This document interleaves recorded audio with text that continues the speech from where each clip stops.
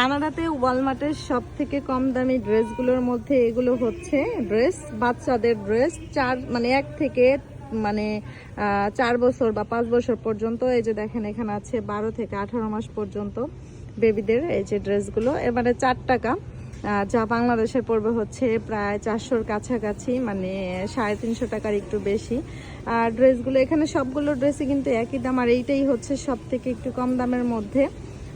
আরও অনেক ড্রেসও পাওয়া যায় একটু কম দামের মধ্যে। যাই হোক, তারপরেও আমরা যেহেতু বাঙালি, মাঝে মাঝে মনে হয় এত দাম, এই ছোট্ট একটা গেঞ্জির দাম বাংলাদেশের 400, অথচ 400 টাকাতে তো বাংলাদেশে আরও অনেক সুন্দর ড্রেস পাওয়া যায়। যাই হোক, কানাডাতে এগুলো কিন্তু এই ড্রেসগুলো খুবই কমফোর্ট, বাচ্চাদের পরালে বাচ্চারা ইজিলি ভাবে নিতে পারে, মজা পায় খুব। আর ড্রেস যেমনই হোক না কেন, যদি মজা না পায় বাচ্চারা পরে, তাহলে আসলে বাচ্চারা কান্নাকাটি করে।